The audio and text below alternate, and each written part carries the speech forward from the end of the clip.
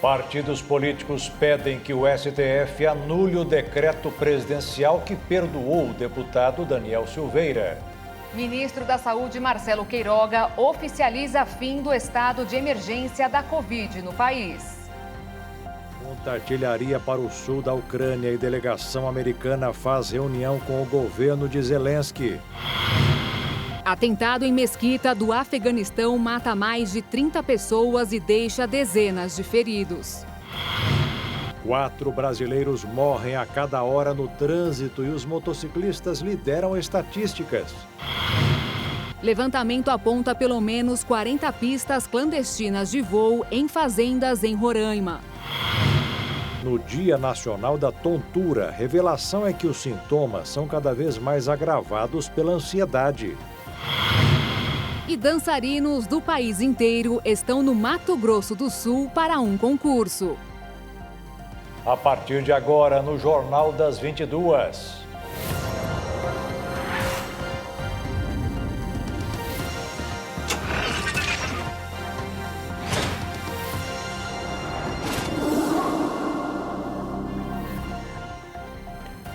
Olá, boa noite. Boa noite. O presidente Jair Bolsonaro informou hoje que rejeitou sugestão do ex-presidente Michel Temer para voltar atrás na decisão de perdoar o deputado Daniel Silveira, que foi condenado pelo STF. Em sua página no Twitter, o presidente respondeu ao Conselho escrevendo apenas não. E hoje a ministra do Supremo Tribunal Federal, Rosa Weber, foi sorteada como relatora da ação do partido Rede Sustentabilidade contra a medida tomada pelo presidente. O Congresso Nacional continua se movimentando com a publicação do decreto presidencial que concede ao deputado federal Daniel Silveira o indulto da graça, ou seja, o perdão da pena de 8 anos e 9 meses de prisão, além da multa de R$212 mil. Do lado governista, a ministra da Mulher, da Família e dos Direitos Humanos, Damares Alves, disse que o presidente Jair Bolsonaro agiu dentro da lei. Já o deputado federal Marco Feliciano, do Partido Liberal, mesma legenda do presidente, disse que se tudo isso fosse uma partida de futebol, Bolsonaro seria o artilheiro. O deputado capitão Alberto Neto disse que o presidente foi corajoso e forte. No entanto, a oposição criticou o decreto. O senador Randolfo Rodrigues, da Rede Sustentabilidade, entrou com uma ação no Supremo Tribunal Federal contra o texto assinado por Jair Bolsonaro e justificou. Apelamos ao Supremo para restabelecer a ordem, mantendo a decisão anteriormente ditada pelo colegiado da Corte e apoiada por 10 dos seus 11 ministros. O presidente Jair Bolsonaro voltou a se manifestar sobre o assunto e disse que o indulto é uma prerrogativa concedida pela Constituição Federal e que Daniel Silveira tem direito à liberdade de expressão.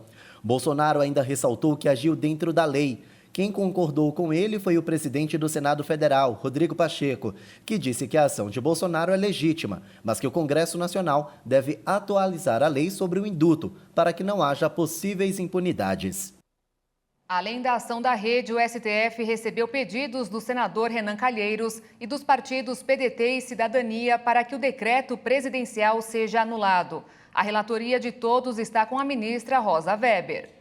Os bombeiros encerraram esta madrugada as buscas no prédio de 3 andares que desabou depois de uma explosão em Vila Velha, no Espírito Santo. 3 pessoas morreram e uma está no hospital, todas da mesma família. O motivo do acidente ainda está sendo investigado, mas a maior suspeita é de que foi provocado por um vazamento de gás. Agora vamos conferir quantas vacinas contra a Covid o Brasil aplicou até o momento. 426.445.178. Em relação às de reforço, que são as terceiras e as quartas doses, já são mais de 86.064.000.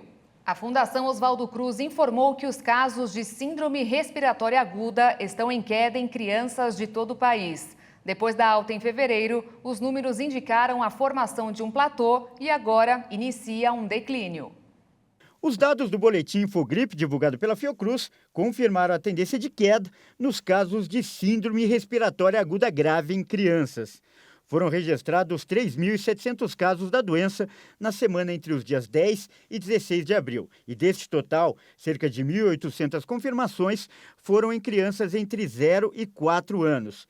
Segundo a Fundação Oswaldo Cruz, a incidência nos pequenos cresceu muito desde fevereiro e, em seguida, apresentou a formação de um platô. E agora inicia uma baixa de casos. Por outro lado, a análise alerta que continua aumentando o percentual de casos de vírus sincial respiratório, que atingiu 41,5% do total dos casos registrados em 4 semanas, mesmo com a doença sendo observada fundamentalmente nas crianças. A maioria dos diagnósticos acontece na faixa de 0 a 4 anos. Já entre as crianças de 5 a 11 anos, foram registrados menos casos. Nos dados nacionais para todas as idades, a estabilização entre os adultos. Em 8 unidades da federação, no Acre, Amapá, Mato Grosso, Pará, Paraná, Piauí, Rio Grande do Sul e Roraima, a tendência é de crescimento a longo prazo. E veja a seguir, o ministro da Saúde, Marcelo Queiroga, oficializa o fim do período emergencial para a Covid. E no Afeganistão, explosão em mesquita mata mais de 30 e deixa dezenas de feridos.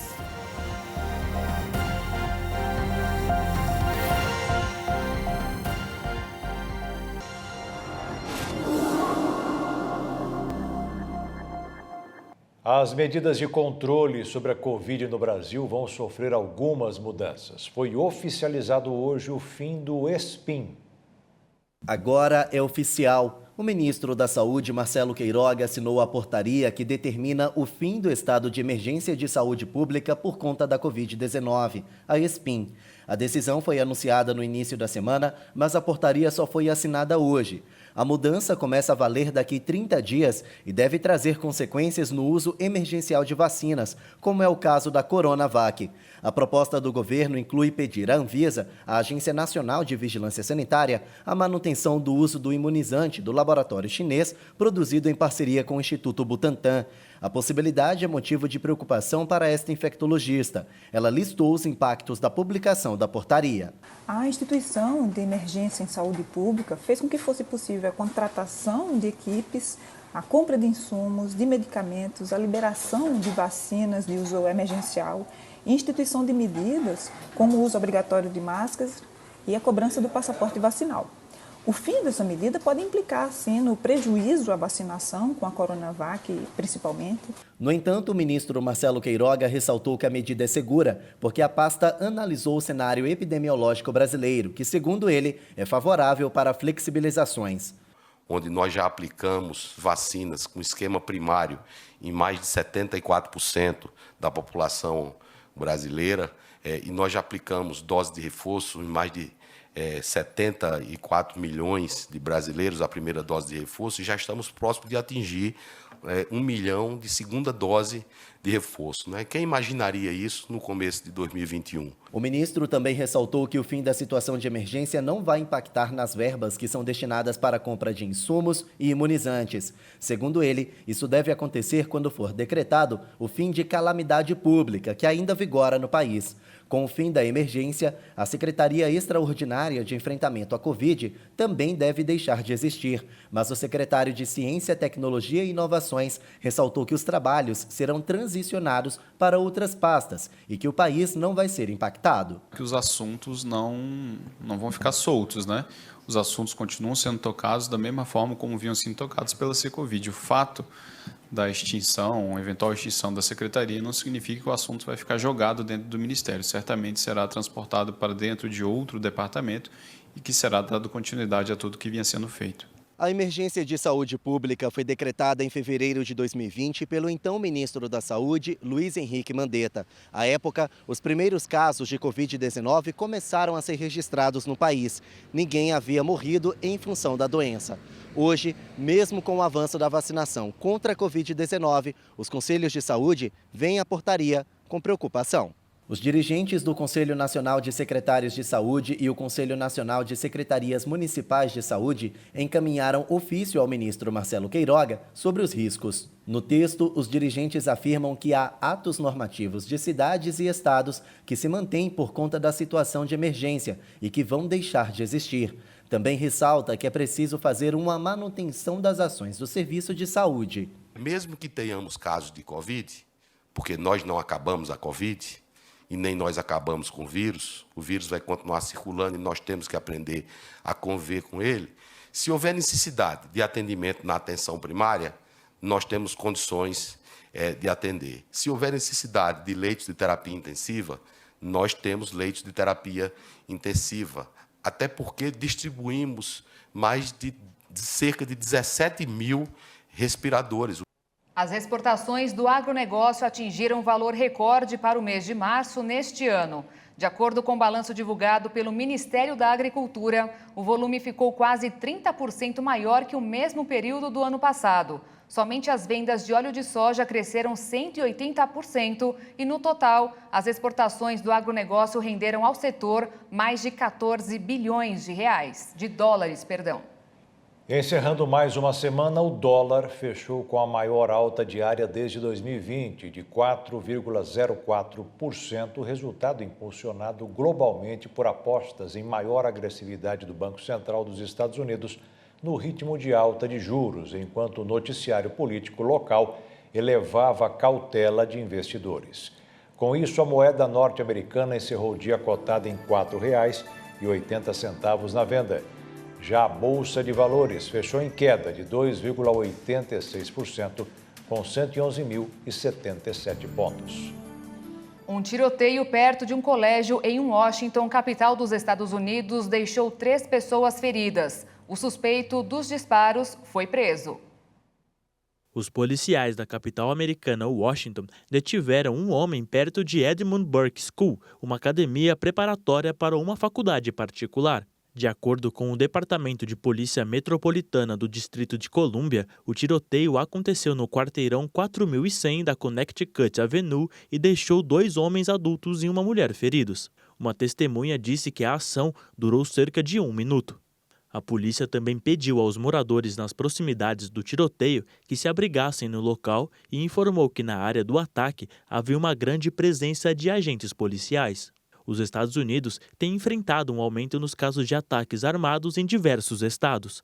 Apesar da taxa nacional de homicídios permanecer abaixo dos picos das décadas de 80 e 90, em 2020 a taxa aumentou um ritmo que não se via desde o início dos registros nacionais, em 1960.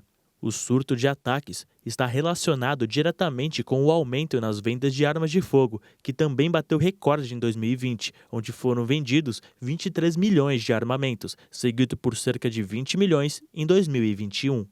Uma explosão em uma mesquita deixou pelo menos 33 mortos no Afeganistão. Esse é o 5º incidente no país nos últimos 4 dias. A nova explosão se junta a uma série de episódios semelhantes que atingiram o país nos últimos dias. 2 desses ataques foram reivindicados pelo Estado Islâmico. Um deles em uma mesquita xiita na cidade de Mazar-e-Sharif, que deixou pelo menos 12 pessoas mortas e 58 feridas. Os fundamentalistas afirmaram ter colocado uma bolsa com explosivos dentro do templo e acionado o dispositivo quando o local estava cheio de pessoas. Já outro atentado aconteceu em uma van de mecânicos militares, deixando 5 pessoas mortas e 6 feridas.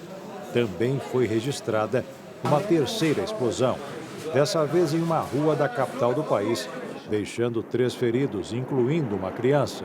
As explosões acontecem durante o mês sagrado islâmico do Ramadã. Ainda nesta semana, outro ataque destruiu uma escola de ensino médio no bairro de Hazara, no oeste de Cabul, matando pelo menos 6 pessoas. Os governantes do país afirmam ter aumentado a segurança desde que assumiram o poder, depois da saída total das tropas americanas do território em agosto do ano passado.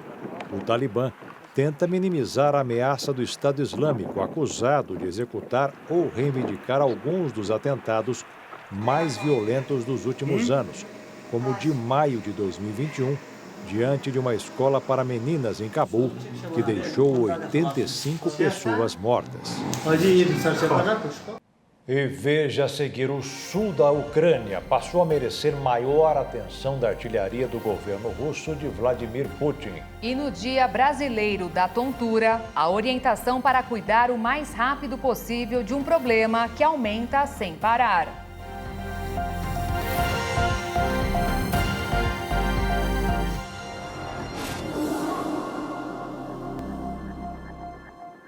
A guerra no leste europeu está na fase que a Rússia considera a segunda etapa. Enquanto novos ataques são realizados diariamente, a ONU acredita cada vez mais nos crimes de guerra executados pelas tropas de Putin. A dominação russa do território ucraniano tem se intensificado nesta sexta-feira. Um novo plano divulgado pelo Kremlin envolve também a tentativa de domínio do sul da Ucrânia, chegando até a cidade de Odessa. A partir de agora, o objetivo de guerra russo é tomar todas as saídas para o Mar de Azov e o Mar Negro, fragilizando intensamente a economia do país invadido. Além do sul, o leste sofreu com mais bombardeios intensos. Em Kharkiv, uma pessoa foi morta e 6 ficaram feridas após um ataque com mísseis. Segundo o Corpo de Bombeiros da região, outros pontos da cidade foram atingidos. Já em Donetsk, os golpes diretos dos projéteis lançados pelos russos causaram um incêndio e destruição tanto no hospital regional quanto em prédios residenciais próximos. A posição de ataque do exército russo não foi diferente em Mariupol. Mesmo após o presidente Vladimir Putin ordenar que as tropas parassem de atacar o complexo siderúrgico de Azovstal, os combatentes continuaram a pressionar a saída dos mais de 2.000 soldados ucranianos que resistem no local. A insistência da Rússia na guerra fez com que a ONU desse um passo diplomático em comum. O secretário-geral da organização, Antônio Guterres, informou que vai se reunir com Vladimir Putin na próxima terça-feira, dia 26 de abril. Guterres também deverá visitar Kiev na semana que vem.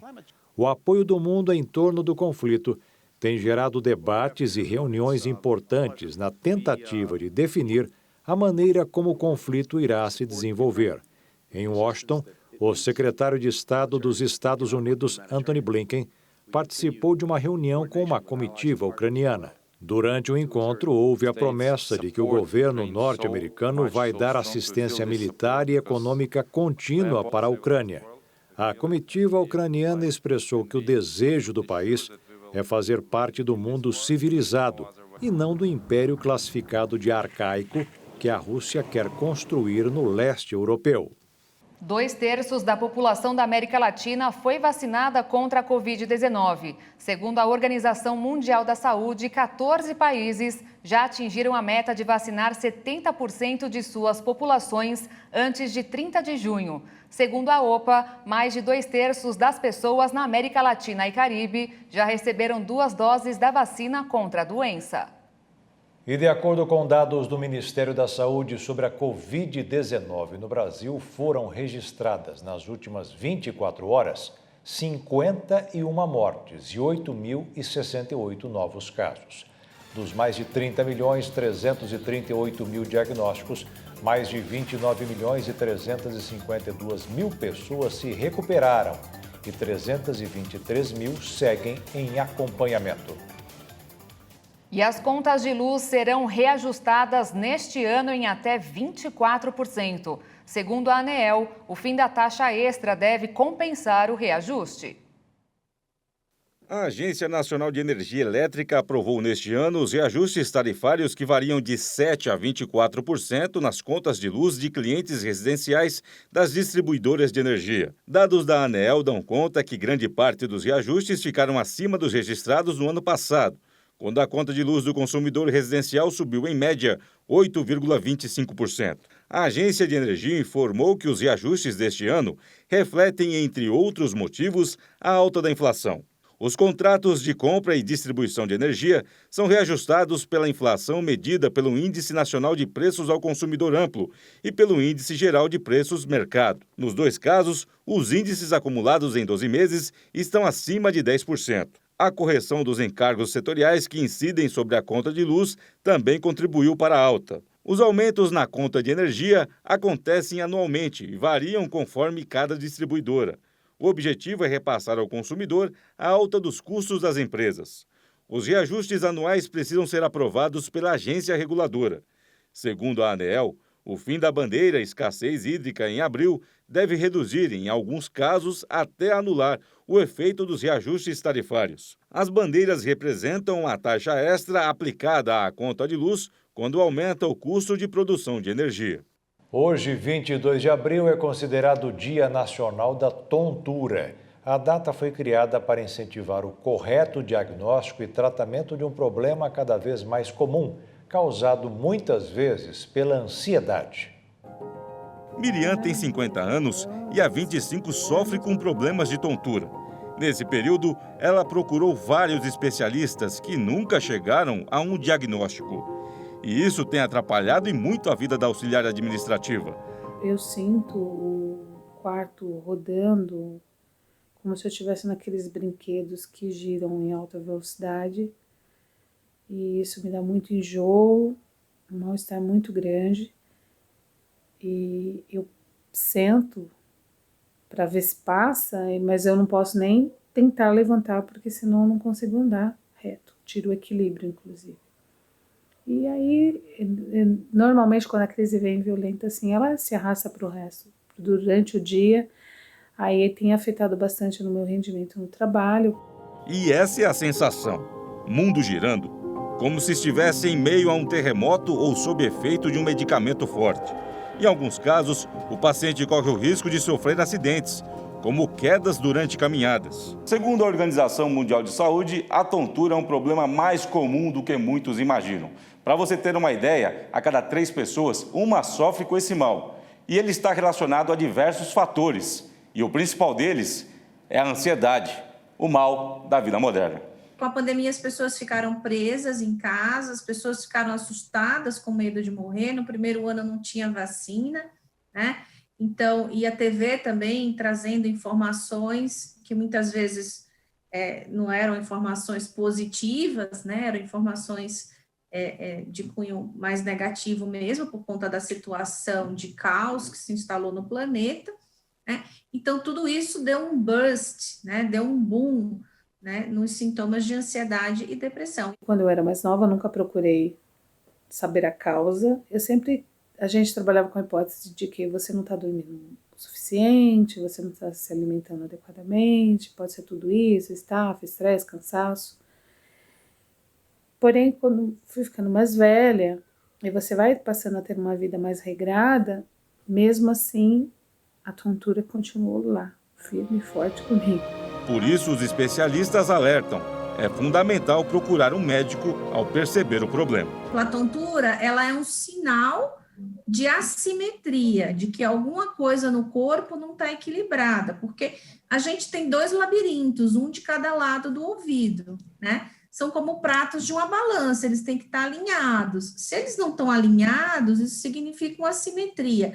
Essa assimetria, por exemplo, pode ser um diabetes, pode ser um problema de tireoide, pode ser um AVC, né?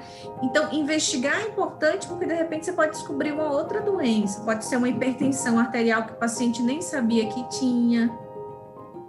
E veja a seguir, trânsito no Brasil mata 4 pessoas por hora. E veja também, dançarinos do país inteiro estão no Mato Grosso do Sul para um festival que vai durar até domingo.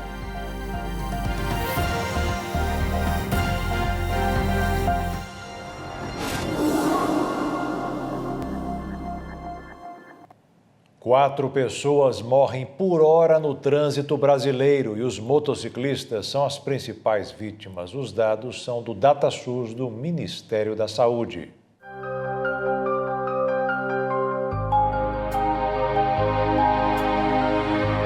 As imagens gravadas por câmeras de segurança impressionam. Todos os dias, acidentes como esses tiram a vida de quase 100 brasileiros. Um problema de saúde pública, tratada pelo Observatório Nacional de Segurança Viária como uma epidemia. Durante agora o Covid-19, nós tratamos como duas epidemias. A própria epidemia do Covid e também a epidemia do trânsito, que são duas coisas que aconteceram ou que acontecem, no caso do trânsito, todos os anos. E a gente não tem um mecanismo de saúde ou um mecanismo que a gente consiga implementar, que a gente consiga reduzir de forma drástica esses acidentes ou esses sinistros que acontecem, no Brasil.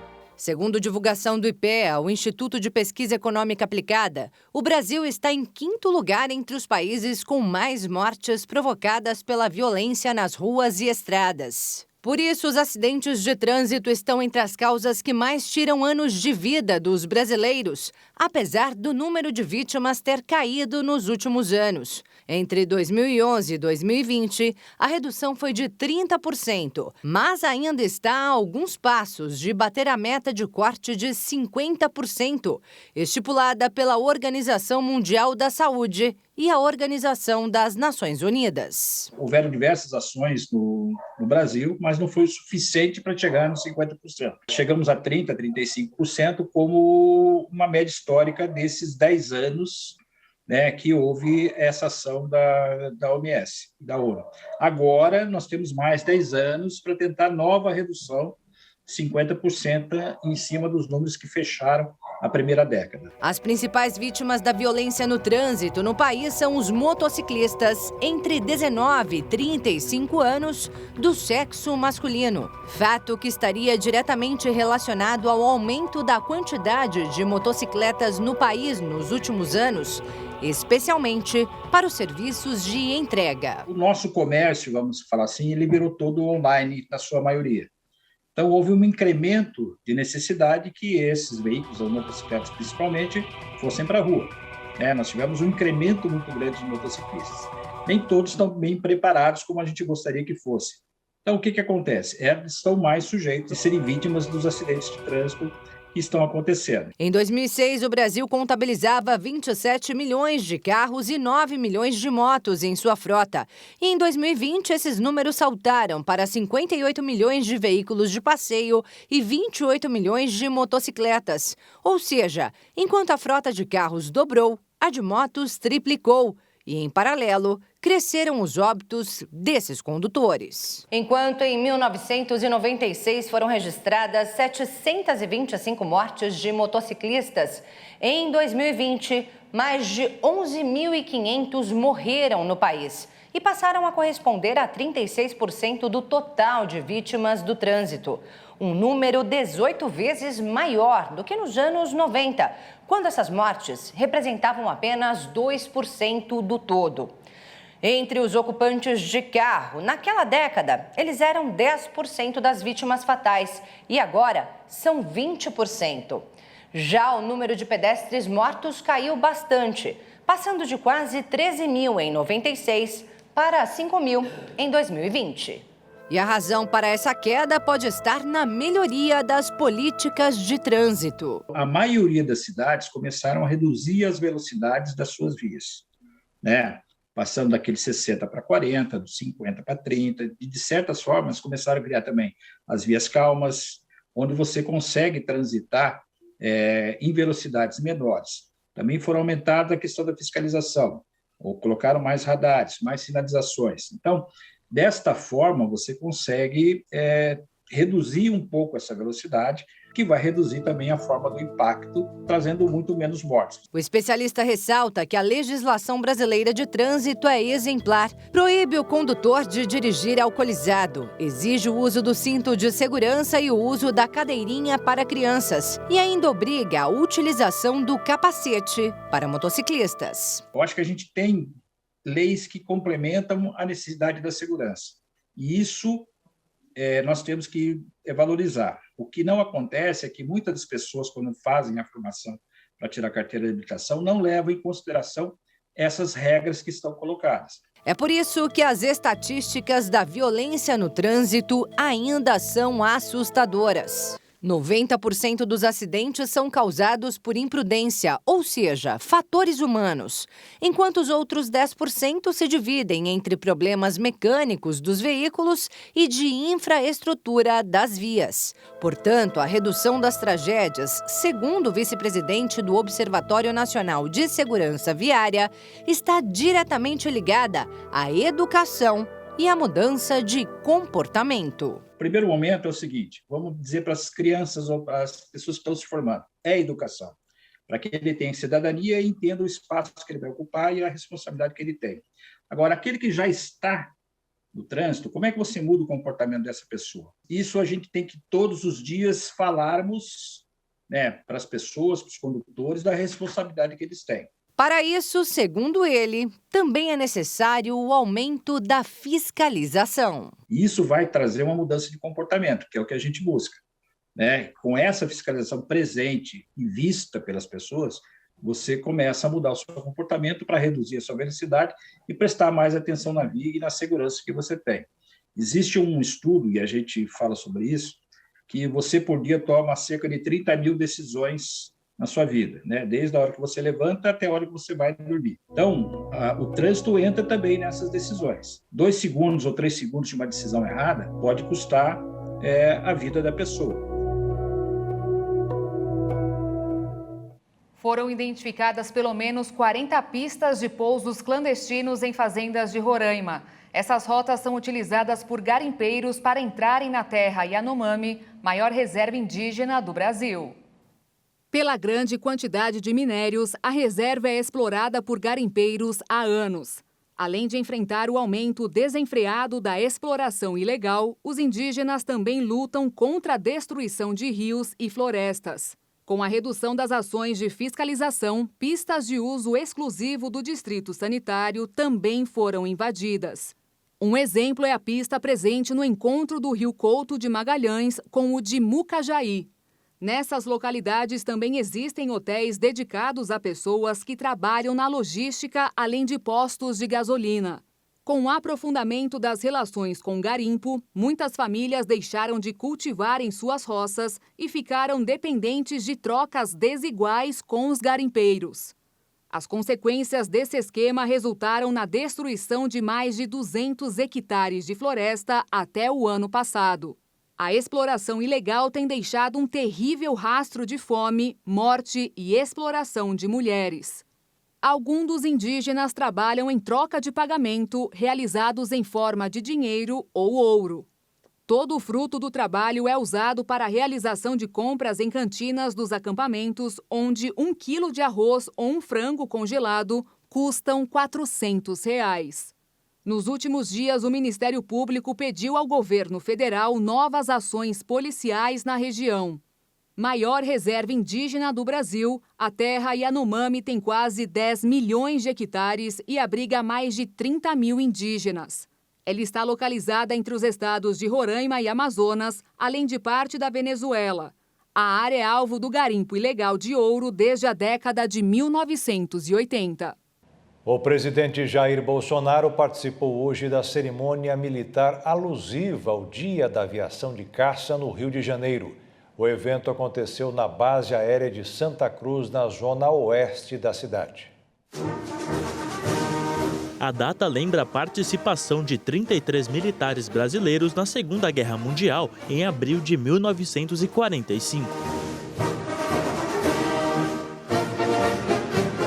A solenidade marcou também a imposição da Medalha Mérito Operacional Brigadeiro Nero Moura, entregue a militares do Comando da Aeronáutica que exerceram ou exercem o cargo de comandante de unidade aérea e aos veteranos do 1º Grupo de Aviação de Caça pela conduta em prol da operacionalidade da sua organização e da Força Aérea Brasileira. O presidente também fez o batismo operacional das 2 aeronaves F-39 Gripen, que foram incorporadas à frota da Força Aérea Brasileira.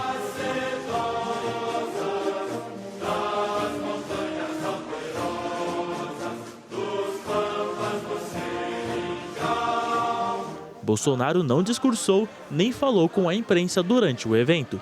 Além do governador do Rio de Janeiro, Cláudio Castro, o presidente esteve acompanhado de ministros do governo.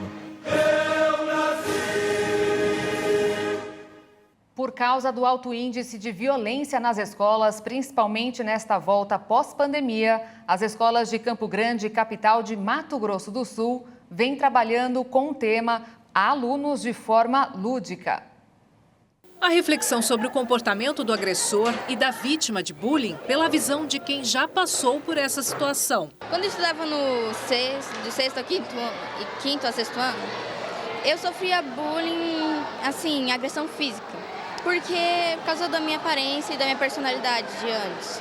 De acordo com especialistas, esse tipo de comportamento que leva ainda a agressões verbais e psicológicas são recorrentes nas escolas. Por isso a importância da conscientização, seja por meio de depoimentos, de palestras, de apresentações lúdicas como esta, onde as gotas penduradas no guarda-chuva representam lágrimas de dor pelas ofensas sofridas a cada apelido maldoso.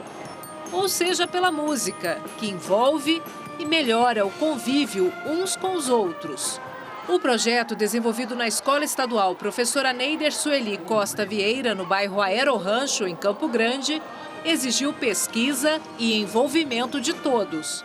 É um projeto que envolve todos os professores, todos os alunos da escola, desde o 7º ano do Fundamental 2 ao 3º ano do ensino médio. Os pais também foram convidados a prestigiar as apresentações e a refletir sobre o importante papel deles junto à escola no combate ao bullying. Tudo passa pelo respeito e pela autoestima. Aquilo que falam para você, quando você tem um ego fortalecido, não importa muito, né? Você ouve, mas aquilo não te afeta tanto, né? É se fortalecer ao ponto de entender que a opinião do outro pode chegar até você, mas que ela não muda quem você é, porque você sabe, você tem consciência de quem você é.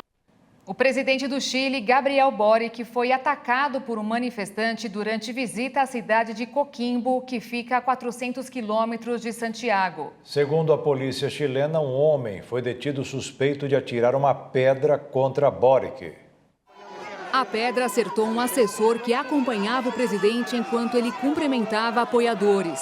O líder chileno falou em entrevista à imprensa local que ninguém vai intimidá-lo com essas agressões. Boric afirmou que vai continuar conversando com as pessoas que concordam e também com as que não concordam com sua gestão, porque esse é o papel de um governo, ouvir e olhar as pessoas nos olhos. Após tomar conhecimento dos acontecimentos, o ex-presidente do Chile, Sebastián Piñera, publicou uma mensagem de apoio a Gabriel Boric nas redes sociais. A gestão da pandemia, a fragilidade da economia marcada pela inflação histórica, o conflito político e a crise migratória sem precedentes são alguns dos desafios que o governo Boric já enfrenta, com o início de governo que ele próprio descreveu como turbulento. Pesquisadores da Universidade de Campinas, em São Paulo, criaram um gel de óleo vegetal capaz de substituir a gordura saturada dos alimentos. O óleo gel promete diminuir chances de infarto e AVC a partir da diminuição do consumo da gordura animal. É feito a partir de óleos de soja, linhaça ou girassol e pode ser usado na alimentação como substituto da gordura saturada. O novo produto promete ser menos prejudicial ao coração e ao cérebro, já que reduz as chances de infarto e acidente vascular cerebral. Segundo os pesquisadores do Departamento de Engenharia de Alimentos, o gel pode ser usado em sorvetes, embutidos, margarinas, biscoitos e também nos chocolates. Criado a partir dos óleos tradicionais de gordura insaturada, o óleo gel aumenta os níveis do colesterol bom, o HDL. Para dar mais consistência ao produto, os pesquisadores da Universidade Estadual de Campinas usaram uma cera natural extraída das frutas vermelhas, além de um emulsificante. O estudo já foi publicado em 2 revistas científicas. Os pesquisadores indicam que o gel pode ser usado na indústria alimentícia para compor a textura dos alimentos, papel que atualmente é das gorduras saturadas. Morreu na manhã de hoje o pintor Paiva Brasil, aos 91 anos. Ele estava internado no Hospital Casa Rio Botafogo, na zona sul do Rio de Janeiro.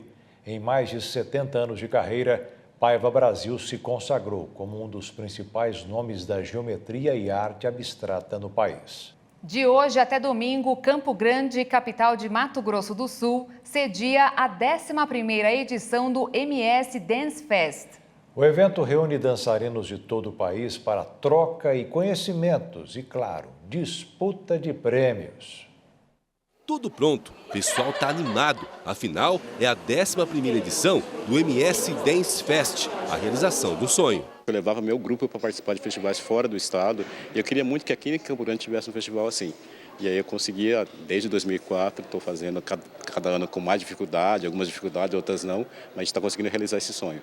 E nesta edição, os ritmos foram ampliados. O que era ligado apenas à dança urbana, agora incorpora diversas outras áreas. Esse ano a gente quis homenagear 2 artistas que a gente perdeu recentemente.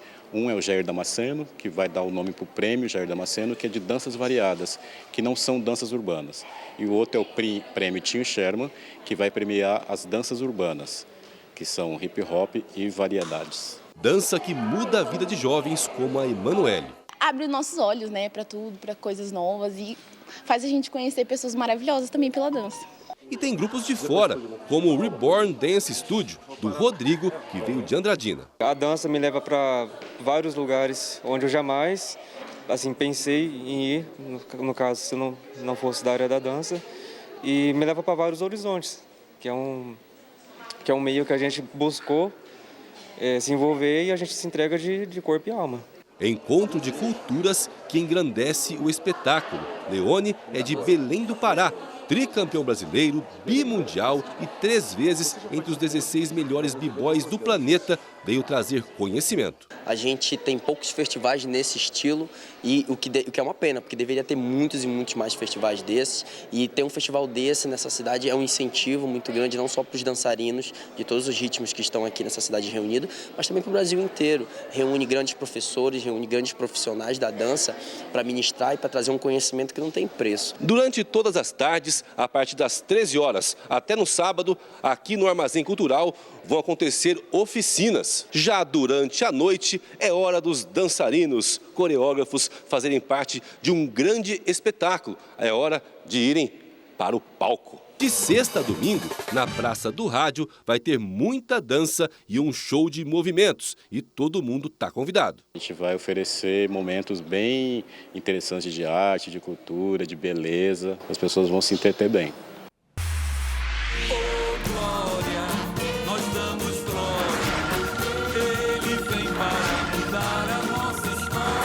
Você foi o quê, amigo? Missionário, desde ontem eu tava com uma dor nesse dedo aqui. Quando fazia esse movimento, eu sentia como se parece que tava deslocado. Mas não tava, né? Mas era uma dor. E agora foi muito difícil. Agora desapareceu. Glória a Deus. E você, amigão? Eu tive um acidente em casa faz 2 anos e 4 meses. Inclusive, eu vim aqui com a bengala. Que eu não andava sem essa bengala.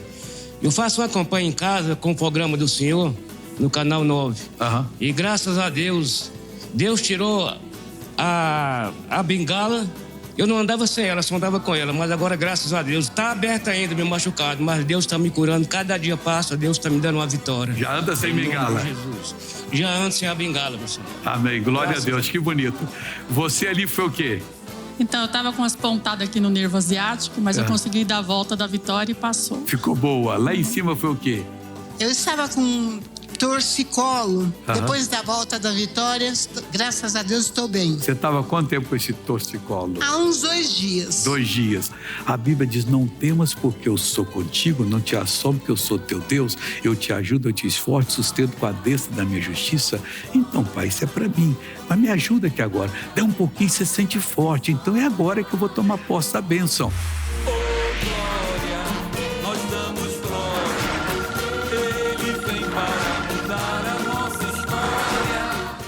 E o Jornal das 22 termina aqui. Obrigada pela sua companhia, um ótimo fim de noite, fim de semana para você, se cuida e até segunda. Boa noite, fique na paz. Tchau.